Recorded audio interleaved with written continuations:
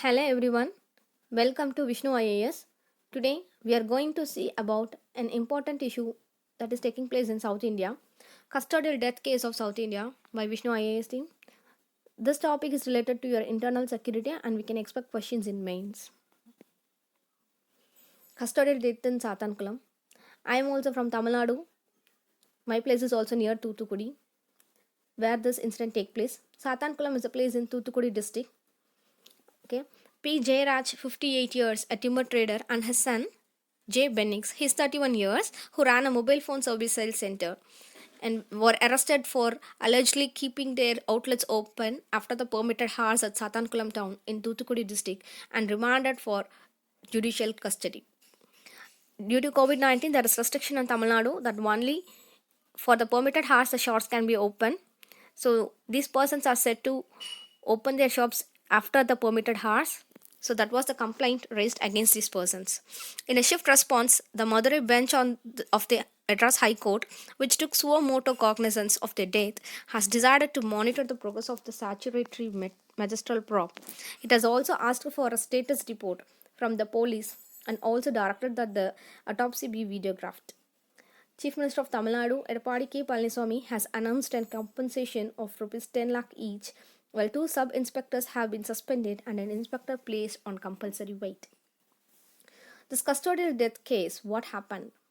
Actually, tensions prevailed in Sathankulam in the district on 23rd June after this 60-year-old timber trader and his son, who were arrested by the police and subsequently lodged in the Kovilpatti sub-jail, died in the hospital, one after the other, with a gap of just 10 hours under mysterious circumstances. On June 19, when Jairaj was in his mobile phone showroom with his son, the Sathankulam police picked him for allegedly keeping up the shop open in the evening in violation of lockdown restrictions. And what happened actually at that time was not known clearly, but as per the news and other reports, it is said that as the police was reportedly verbally abused Jairaj and assaulted him, his son Benix, who came to the spot, appealed to the police to release his father. So when the police allegedly assaulted Jairaj with a baton and roughed him up, Benix tried to save his father. But the police took both of them to the police station. They were beaten up there. So upon registering a case against Jairaj and Benix under sections 188, 383 and 5062, the police lodged them in the Kovilpatti sub-jail. They were beaten up by the police with the baton or the lathi and kicked Jairaj on his chest multiple times with their shoes. At the Kovilpatti sub-jail, Benix's bleeding became uncontrollable due to the internal hemorrhage and he became unconscious on. Though he was rushed to Kovilpatti Government Hospital, he died around 9 pm. Jairaj too developed chest pain even as he was in prison and was admitted to Kovilpatti Government Hospital, where he died around 8 am on Tuesday. So the death triggered tensions in Sathankulam. The case filed against him under Section 188 is disobedience to order duly promulgated by the public servant. Superintendent of Police Arun Balagopalan said that son, who had heart ailments, developed breathing problems in the jail and got admitted to the Kovilpatti Government Hospital where he died. His father, Jairaj, was running high fever when he was arrested and was admitted to the isolation ward of Kovilpatti Government Hospital for monitoring. He died around 5 am. Since they were under the judicial remand, an autopsy will be done under the monitoring of judicial magistrate and the further course of action will be taken based on the postmortem report. This was said by Mr. Arun Balagopalan. So the death of the father and son duo due to alleged torture in the police custody drew widespread condemnation from the human rights activists, political leaders and the public at large. People complaining about the police brutality during this COVID curfew and comparing this incident to the death of George Floyd in US. If the death of Jairaj and Benix are ultimately established as a custodial murder as a result of torture or assault by the police, it would only mean that the problem is much deeper than the mere lack of professionalism in investigation method. Hundreds and thousands of tweets were sent using the hashtag. Many people globally, including the celebrities, sportspersons, politicians, condemning this police act. The George the George Floyd of India are far too many, said Gujarat MLA Jignesh Mivani. And cricketer Shikhar Dhawan took to social media to demand justice for the father-son duo. And Kanmali also seeks a NHRC, that is National Human Rights Commission inquiry on this case. So, this is one case that happened in the custodial death. There are other cases also that is there in India. First, let's see what is this custodial death and what can be done to it. Custodial death. A death in custody is a death of a person in the custody of police, other authorities, or in prison. In 21st century, death in custody remains a controversial subject, with the authorities often being accused of abuse, neglect, racism, and covers up of the causes of these deaths. Timed with the International Day in support of victims of torture, India Annual Report on Torture 2019 said 1,606 of the deaths happened in judicial custody and 125 in police custody. Out of the 125 deaths in police custody, Uttar Pradesh topped with 14 deaths, followed by Tamil Nadu and Punjab with 11 deaths each, and Bihar with 10 deaths, said the report published by National Campaign Against Torture. The other states in order are Madhya Pradesh with 9 deaths, Gujarat with 8, Delhi and Odisha with 7, Jharkhand with 6, Chhattisgarh, Maharashtra and Rajasthan with 5 each, Andhra Pradesh and Haryana with 4 each, Kerala, Karnataka and West Bengal with 3 each, Jammu and Kashmir, Uttarakhand and Manipur with 2 each, Assam, Himachal Pradesh, Telangana and Tripura with 1 each.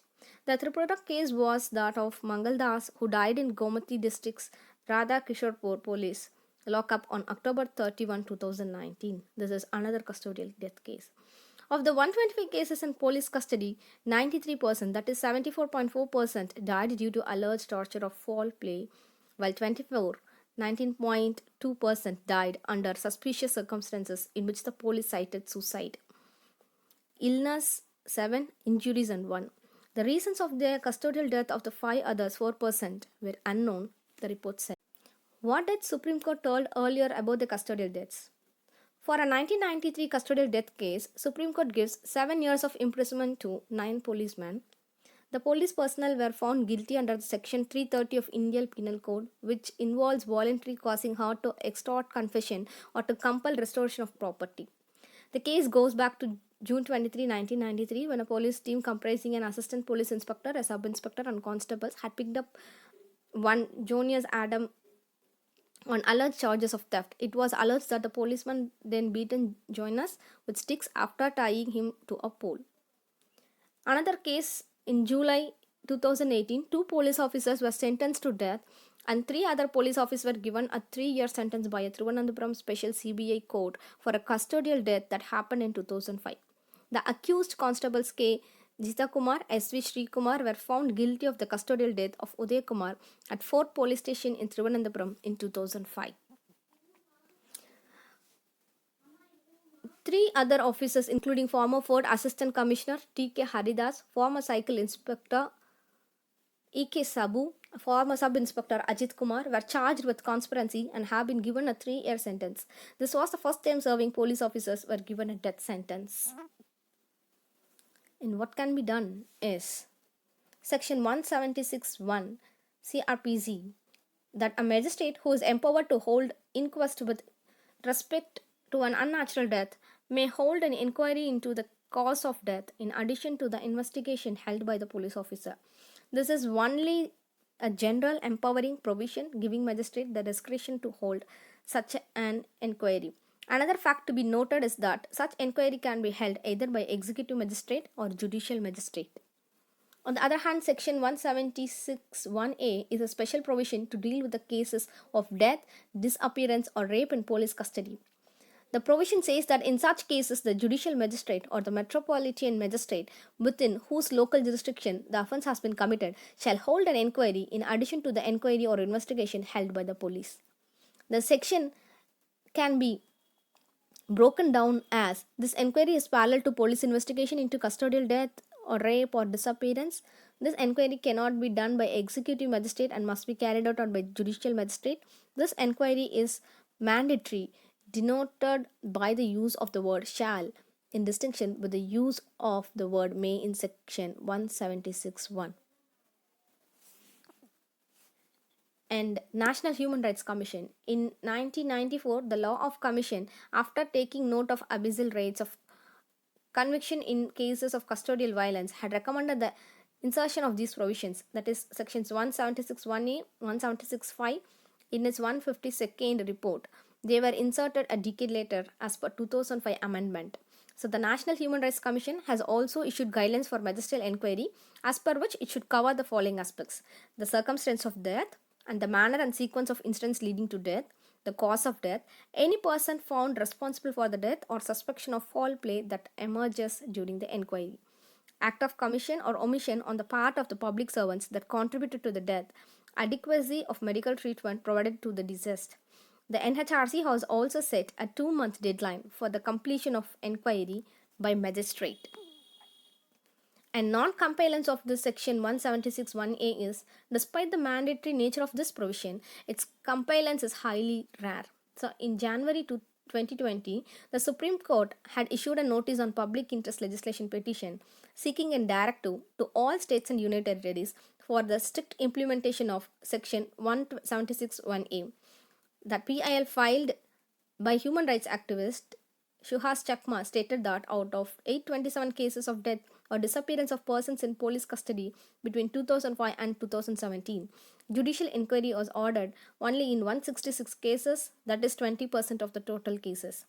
Section 176(1)(a), since its enactment has been left untouched, they remained only in the state statute books and not implemented on the ground, with the consequence of rising custodial crimes, the police said. So even in the Jairaj Benning's custodial deaths also, the Madras High Court had to make a suo motu intervention to order inquiry by the Kovilpatti Judicial Magistrate. And there is another thing is the commission. So any commission regarding this is, in 1997, National Police Commission was appointed by the Indian government. This commission derived so many things after researching from 1979 to 81. So they submitted a report in this that they mentioned the PCA should be implemented. So what is this PCA? Is the Police Complaints Authority. It's a body that adjudicates allegations of improper or shoddy investigations, refusal to file FIRs, custodial torture, and high-handedness against the police. But its recommendations are not binding upon the state government for action against errant police personnel. 17 states have established the PCAs through state police acts, while 10 states have done this through executive orders, with the long-term goal of the PCAs is changing the policing culture and making it thoroughly professional. This PCA is nothing but, if you want to raise a complaint against a police officer, the person taking up this case against the police officer should not be a police officer. That is this PCA. So, but why this didn't work out properly is, PCA actually it should stand up as an independent judiciary body to inquire the case. In state levels, retired high court judges will be the lead for the PCA. In district levels, retired district magistrate should be the head. In 2006, there is a case in Supreme Court, that is Prakash Singh's, on police reforms came to hearing. In that, the judge have raised a question about the PCA. Again in November 2019, an advocate, Surya Prakash, filed a case against not implementing PCA in Tamil Nadu. The state government claimed that they had already implemented PCA in the state. So, but what is the thing behind it is, in this, the state levels are led by DGP and other ADGPs, and the district leads of this PCA are Collector and SP. But in Pondicherry, this has implemented properly. Thanks for watching. Do subscribe our channel. Don't forget.